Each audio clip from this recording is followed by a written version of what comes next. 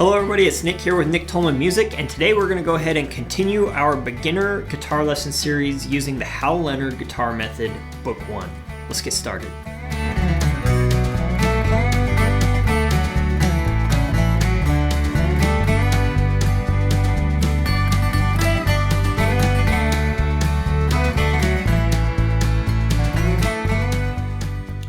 Alright, so today we're going to go ahead and take a look at page 28 here in the Hal Leonard Beginner Guitar Method, Book 1. As always, I will toss out my plug to go ahead and head on over and check out my Patreon page. I have a lot of great resources available for you on Patreon, including early access to video lesson content, as well as exclusive videos each week where you get to ask questions and I answer them for you in a weekly discussion video. Patreon is also a great way to just say thank you to Nick Tolman Music for the content you are receiving here as well as a great way to just have some accountability as you are seeking to learn to play guitar. That small monthly charge of as little as $3 a month can really be a helpful reminder to you to stay on track, to stay on the wagon, and keep moving with your guitar practice. So head on over to Patreon and consider becoming a patron of Nick Tolman Music today. All right, so on page 28, we are going to learn about rests.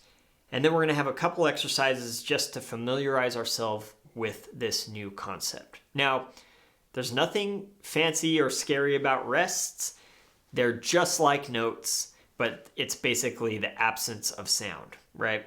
So just like notes, we have different kinds of rests, right? We have a whole rest, a half rest, a quarter rest. We actually have eighth rests and 16th rests, just like we have different types of notes. Now, if we look at the diagram up at the top, we notice that we have a whole note and a whole rest. We have a half note, half rest, quarter note, quarter rest. They're all equivalent, right? So just like a whole note gets 4 beats, a whole rest will also get 4 beats. And the same with a half rest and a quarter rest. They get the same amount of beats as those equivalent notes would get. Now the quarter rest is easy to remember. It's basically a squiggly line. Whenever you see that, you know that you're just going to have 1 beat of rest. The whole rest and the half rest can sometimes be a little bit harder to remember which one is which. Now there's a couple things that you can do to remember. And first is, if you look at them, I always like this little diagram. I'll put it up here at the top. The whole rest kind of looks like a hole, right? If there was a little dude walking along, he's going to fall in the hole, right? As you can see here on the diagram. And a half rest is the opposite of that, and a half rest actually kind of looks like a hat. Half, hat, you have some little alliteration going on right there, right? So those are ways that you can remember what they look like individually, but the other way is just to think about it and how that would function. If you look down at exercise number 62, you can see this in action, right? In the third measure of 62, we know that that's a whole rest because it's taking up the whole measure, right? If you have 4 beats of rest, in most cases it's going to take up the whole measure. You're not going to have anything else in that measure. Whereas if you look at the first measure of 62, you have 2 notes and then you have the rest. You know that it's going to be 2 beats of rest because it's taking up the rest of the measure, all right? So it's just kind of a matter of like logically figuring out, you know, if you're playing in 4/4 time, you have 4 beats in every measure. So by looking at what's happening in the measure, you can easily determine if it is a half rest, which is 2 beats, or a whole rest, which is 4 beats, all right? Okay, so there's also a little bit of a discussion here below the section that talks about rest, and it's talking about dampening. The concept is that if there's a rest, it means that there should be no sound, right? So theoretically, if you have a rest, there should not be sound ringing through. The sound should stop. If we look at exercise 61, and I played quarter, quarter, quarter, rest, quarter, rest, I actually didn't play those rests, right? Because the sound was ringing through. So it's saying that we need to stop the sound somehow, all right? Now, how do we do that? Well, there are multiple ways that you can do that. Basically, you use whatever method makes the most sense at the time. One is you can use your right hand. So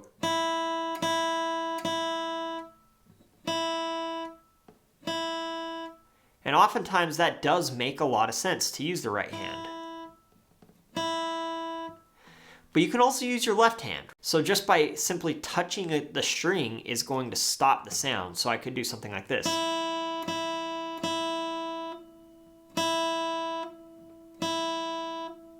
Right?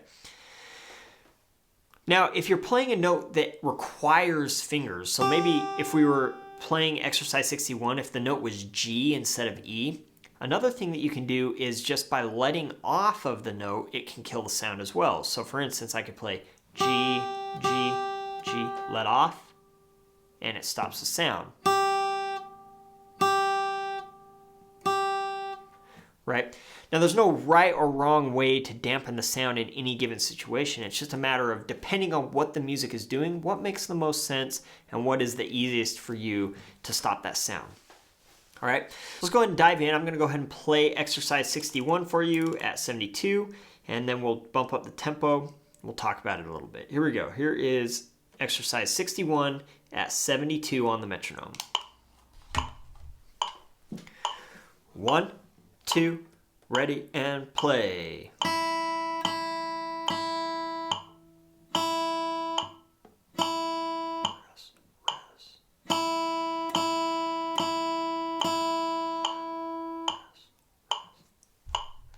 All right, so let's talk about that a little bit. It's like this exercise is totally just to help understand rests. Now, it has some numbers and some words underneath, and these can be actually really helpful for you. So for instance, if you're having trouble conceptualizing the rest, to count out loud can be really helpful. So I could do something like this. 1, 2, 3, rest. 1, rest, 3, rest, rest. 2, 3, 4, 1, 2, rest, rest. Right? So all I'm doing is I'm saying rest for every beat of rest that happens. This is a great way to practice this, absolutely. Again, as far as dampening the notes, in that case, I used my right hand, which is totally fine. When I bump the tempo up, I'm actually gonna do it with my left hand, and you can see that way, which is a totally feasible option for this as well. So let's go ahead and move that metronome marking up to 120. You can slowly build up to that as you feel comfortable. And here we go, 120 on the metronome. 1, 2, 1, 2, ready, play.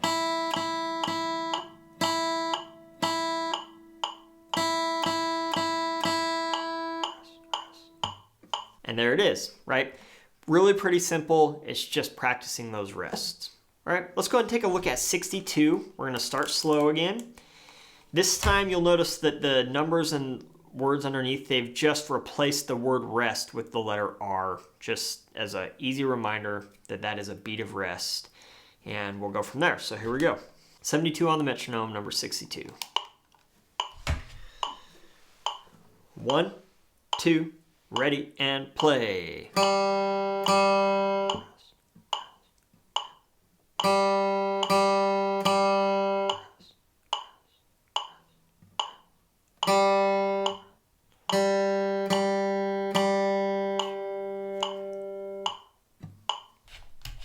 And there it is.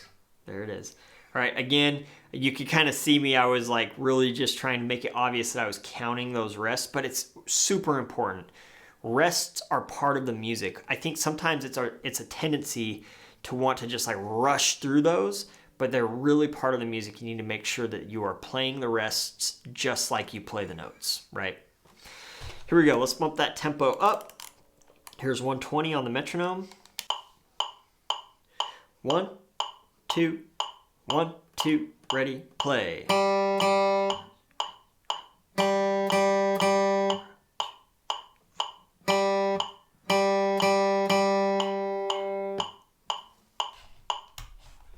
All right, that time I actually did both. I was muting it with my right hand and my left hand. In this case where we're just playing open strings, that's totally fine, right? Now, again, as you progress in the music, you'll notice that there are times and places for either option, and we'll talk about those as those times come, all right? Here is number 63, starting at 72 on the metronome, Deep Blue.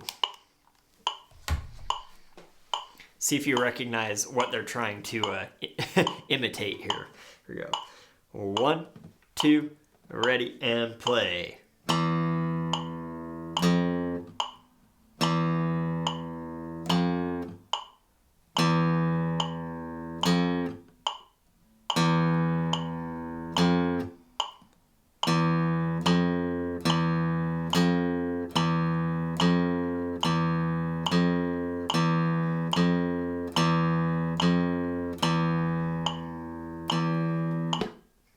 Right? You probably have it already. Let's go ahead and bump the metronome up to 120, and you'll hear it even a little more. 1, 2, 1, 2, ready, play.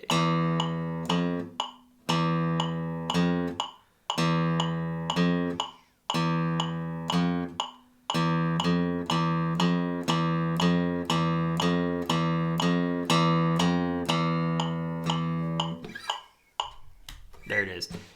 It's the Jaws theme, right? So they're basically trying to imitate that. They call it Deep Blue. Ooh. All right, so there it is. That's rests. There's some really simple exercises for you to familiarize yourself with how rests work. They are going to be used all the time in the future, so make sure you have a good understanding of this. If you have any questions, comments, or concerns, please leave those in the comments below. And if you haven't subscribed already, please do so. We will see you next time. Thanks.